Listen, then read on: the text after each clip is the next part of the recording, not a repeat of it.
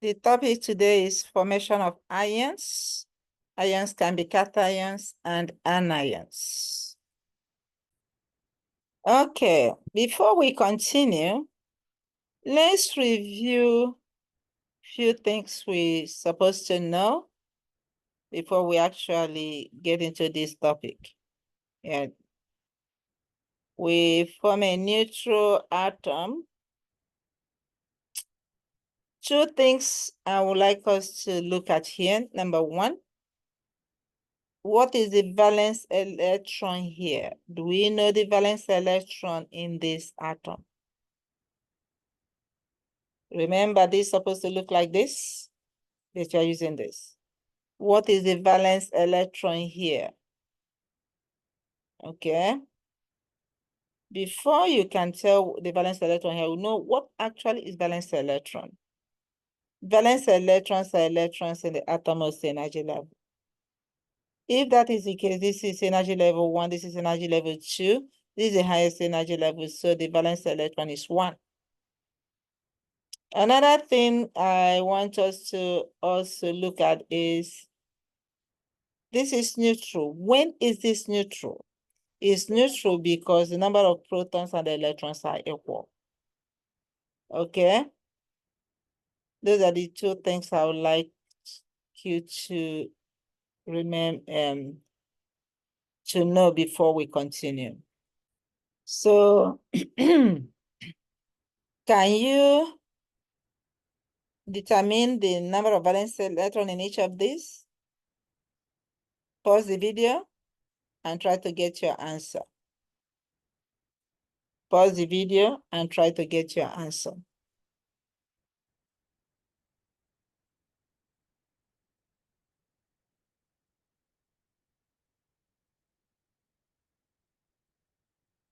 Hopefully, you answered here 4 valence electrons. 1, 2, 3, 4. You see the energy level 1, energy level 2, energy level 3. The highest one is this one, so it's 4 valence electrons. Here, energy level 1, 2, 2, 3, 3, 2 plus 5, 7. That's number of valence electron. Highest energy level here is 3, but there are 2 of them, so we add this up. Then here, there are 2 highest energy level, we add them up 5. Here, there's 2. Okay, hopefully you got that right. So valence electrons are electrons in the highest energy level or in the outermost shell. Now, and we know there are other ways of figuring out the number of valence electrons. Like here, we use the group number. It can only be done when we have main group elements. These are main group elements, group 1A through 8A. So you say group 1A has valence electron of 1, group 8A has valence electron of 8 except 2. Okay? So this is an example, and I would like you to try this before we do it together. Krypton, helium, aluminum, bromine. Can you get the number of valence electrons from the periodic table, main group elements? Okay. Hopefully,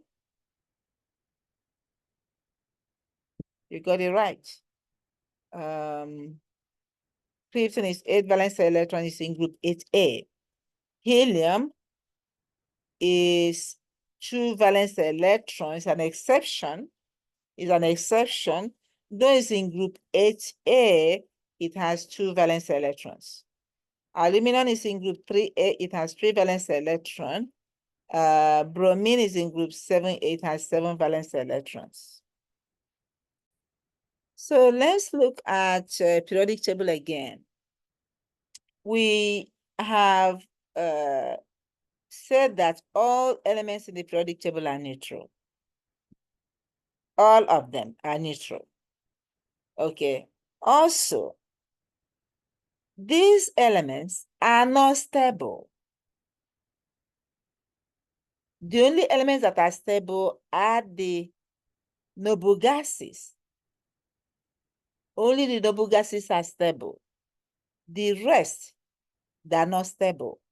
What does that mean for an element to be stable? For element to be stable, it has to have the maximum number of valence electrons in their atomos energy level. Maximum number of valence electrons. If it doesn't have the maximum number of valence electrons in the atomos energy level is not stable. And when an element is stable, it's happy, it's contented. It doesn't need anything from any other element. But when an element is not stable, it is not happy, it's miserable. It wants to be like noble gas. So all of these elements want to be like noble gases. They want to be stable. Let's look at this atom. This is neon. Neon is a noble gas. It's in group 8A or group 18. If you look here, it's neutral because protons and electrons are equal. And then it has two energy levels. This is the atom's energy level with 8 electrons. Because it has 8 electrons, it is stable. Okay, it is stable. And then if this is, let's say I have helium,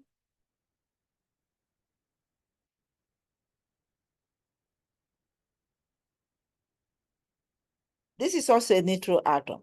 Helium has only one energy level, but it has 2 electrons. If an element has only one energy level and it needs only 2 electrons to be stable, but if it has 2 or more energy levels, it needs 8 electrons to be stable. So this helium is also stable because it has maximum of 2. So for an atom to be stable, it has to have maximum number of valence electrons. That's what we mean. Okay, now let's look at, actually before we do, let's look at, we've looked at neutral atom. This is neutral atom. 3 protons, 3 electrons. The question is, what happens if there's no equal number of protons and electrons? What happens to the atom? Can it still be neutral? Let's see what happens. If we make this unequal, look at it. This is what we see. When the protons and electrons are equal, the atom becomes an ion. It becomes an ion. It's not a neutral atom anymore. Let's look at, and there are 2 different types of ions, but let's look at what is going on. Okay, this is lithium, it's neutral. And if an atom, or I can ask, how many valence electron does this have? Let it has 1 valence electron. If the number of valence electron is less than 4, this atom will lose that only 1 valence electron. When it loses it, it will be stable. Now there's 1 energy level. Now it's stable. Okay? And when it becomes a positive ion, because we have 3 protons and 2 neutrons, the net charge is +1. And this we'll call a cation because it's a positive ion. You see positive ion? And when we write it, we say Li1 plus. Okay? It will have 1 plus, it becomes a cation. So let's do another one. Let me build another one. I build beryllium.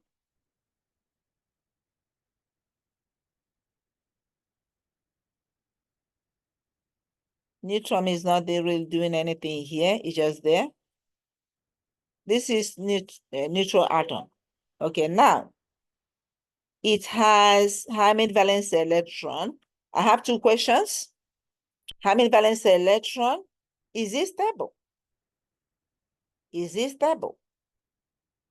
Hopefully, you say it is not stable because it has only two valence electrons. It has two energy levels. When it has two or more energy levels, it needs 8 to be stable. So this time it has two valence electrons. It is not stable. So for it to stable, something has to happen. So if it has valence electrons that are less than 4, it has to lose all of them for it to be stable. It loses 2 of them. Now we have 4 protons and 2 electrons plus 2 net charge. This is a positive ion, so it forms beryllium 2 plus. 2 plus. So this non is stable. Now it has 1 energy level with 2 valence electron. Now non is stable. So this forms a cation. A cation. Okay? None is no more stable. I mean, it's no more neutral. Sorry, it's no more neutral. Then what about if we have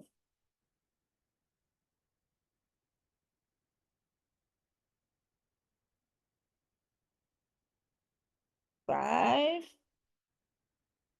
6, 3, 7? We have that. It doesn't matter how many of these I add. I just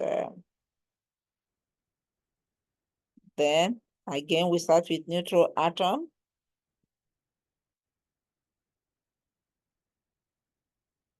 We go till we get neutral atom.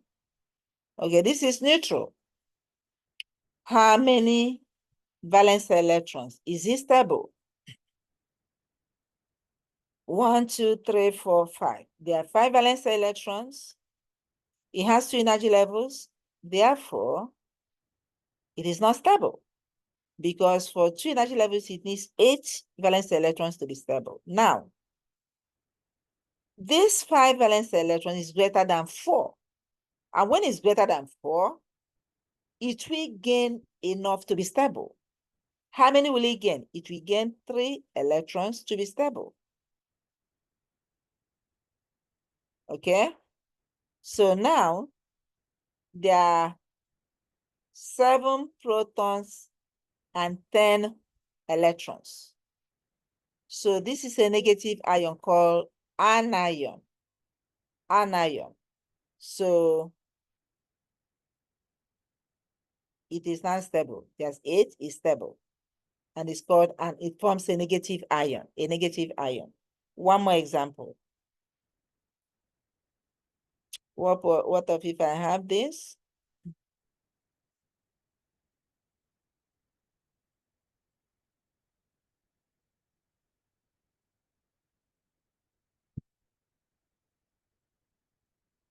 We keep on adding.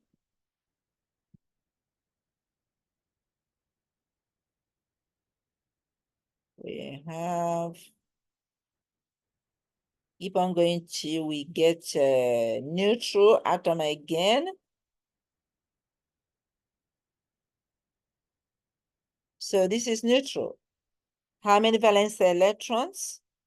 And how can it be stable? So there are 2 energy levels. 1, 2, 3, 4, 5, 6, 7. 7 electrons. That's not stable. So this 7 is greater than 4. Because it's greater than 4, it has to gain 1 for it to be stable. It has net charge of -1. Okay? So none is stable. Summarizing what we just looked at,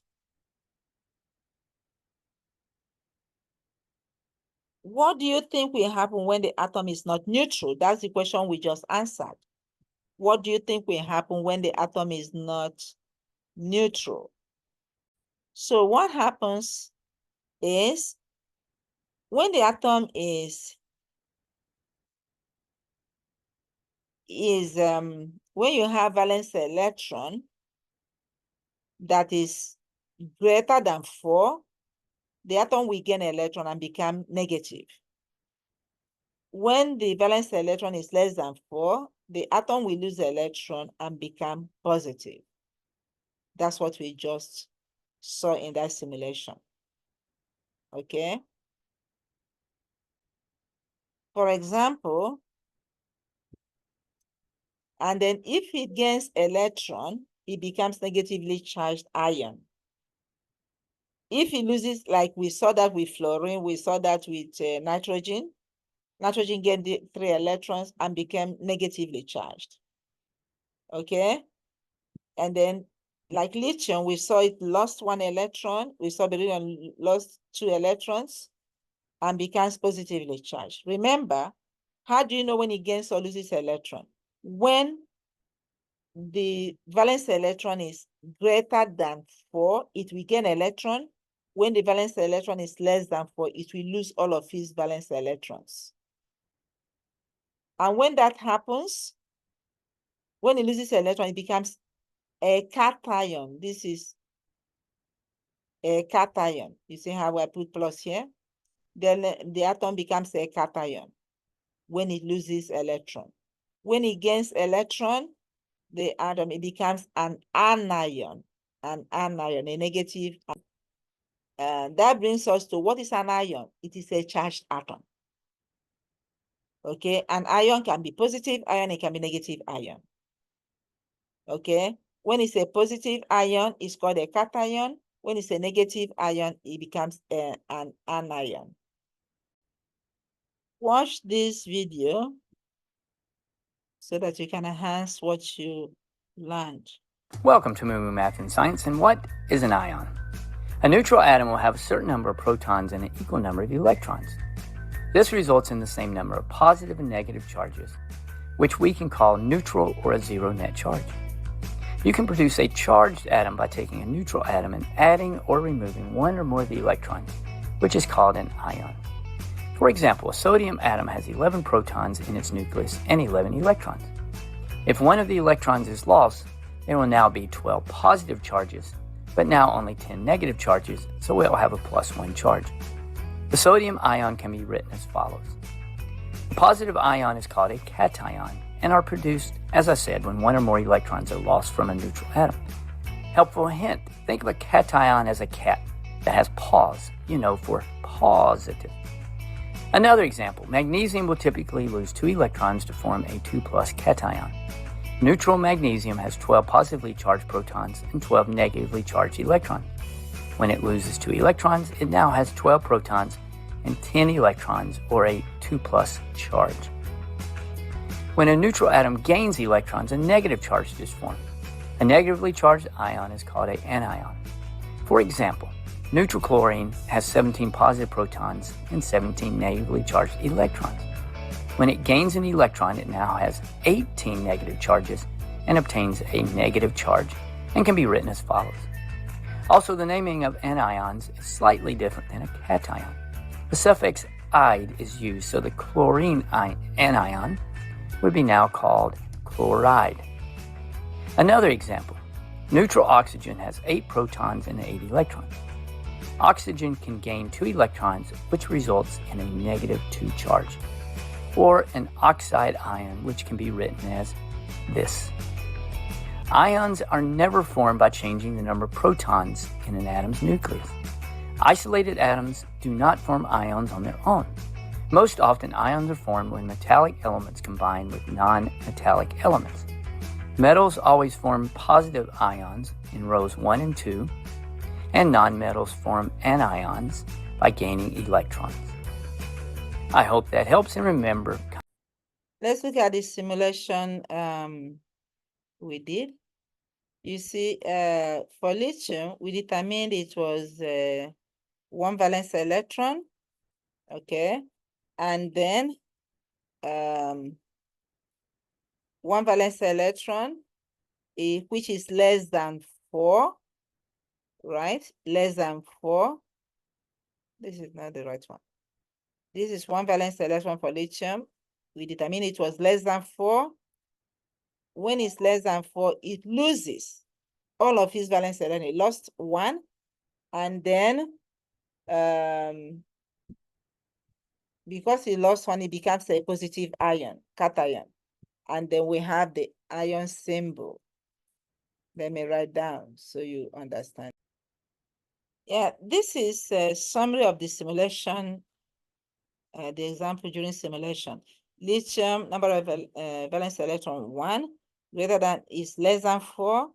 Then when it's less than 4, it has to lose all of it. How many does it do? Every valence electron, we lose all of it, becomes a cation, and then that's how we ended up with this, because there's one more proton than electron. Then for beryllium, valence electron for beryllium is 2. I messed up here. Is 2. Okay. Okay, 2 valence electrons. But 2 valence electrons is less than 4. It will lose all of the 2 and becomes a cation, a positive ion. Then you have beryllium 2 plus, that's 2. Because there are 2 more protons than electrons after it lost 2. Then nitrogen has 5 valence electrons, which is greater than 4. So because it's greater than 4, it has to gain. How many does it gain? It has to gain enough to be 8, because nitrogen has more than 1 energy level, so it needs 8 to be stable. So it will gain 3 so that it will be 8. Then because it gains something negative, becomes anion, a negative ion. Then there'll be 3 more electrons than protons. That's why you have 3 negative. Then fluorine, 7 valence electrons is greater than 4. It gains 1 to make it 8. It's anion. It has that. So we did it in simulation. I want to make sure you understood all this step. So this is practice question. Pause the video and answer that. Is similar to the example I gave you. Pause the video.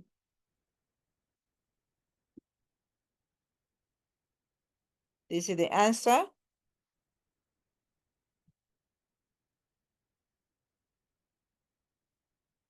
Hopefully you got it right.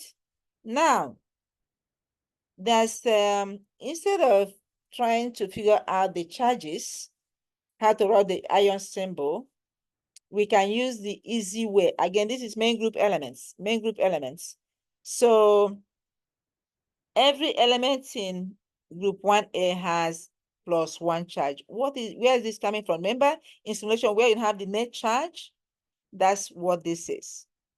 Okay, +1. Every element, remember beryllium, it has net charge of +2, and then we read beryllium 2 plus. Remember, when we write it as ion symbol, we have to write the number first before the charge. So look at this, -3.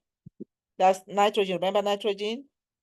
You see, every element in each group have the same charge. So this is easy way of figuring out the charges. So you don't have to go to simulation or try to think about it. You already understood the concept, how we get it. Now you just use this to get your ion symbol. So now, using that, you can do this part. Pause the video. Pause the video.